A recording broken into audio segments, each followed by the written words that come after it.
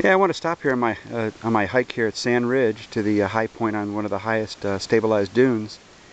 And check this out. This is actually a gigantic sand dune that has been stabilized by trees.